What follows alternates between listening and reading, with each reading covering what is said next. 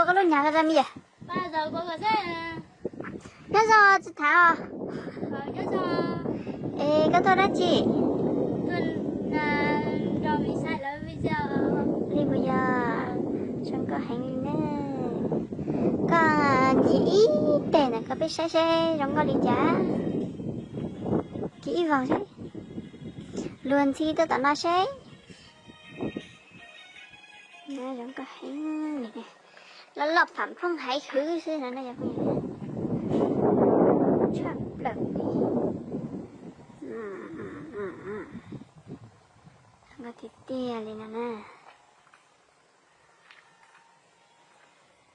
Lấy từ lòng câu mã chính hai biết là lùn đập bé à?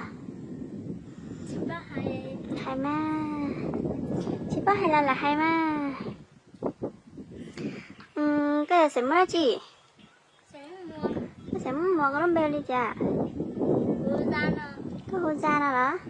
Cho nó có một chút xíu lại. Chị đồ hành như này này, bữa tao có thật luôn. Chị đâu quên.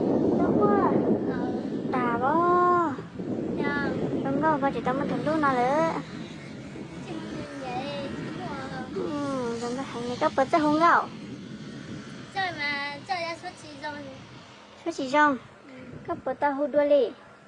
Nó sẽ cô hù thế á. Cô hút thế à? Là mình sẽ ở trong lấy xem nè. Chỉ trong mình sẽ chỉ dò lên ở trong lấy xem. Có hành đẹp như con nhớ chế cầu đó chị sư. Nhớ chị mua rồi sao ban tao đi không? Sao ban đó thế sư? Sao ban đó tên bài em mua chị vào đi. Chị giờ mà chị sợ nó sẽ đi chăng? Ở đây mà trong hành đi.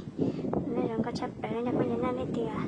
Hiện giờ là chỉ họ sau đó cho cá này thì sẽ là 3 tiếng này trong cái chỉ có luôn là họ cậu bé xong xứ nè nè cậu bé xong xứ chỉ sao tao mày gì nữa Chị đâu hiểu?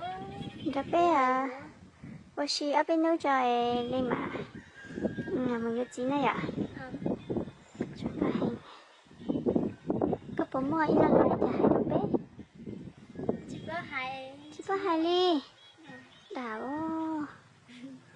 chỉ có hai lần lùi lên lấy cho có gì đấy chỉ hai ly rồi Chị có số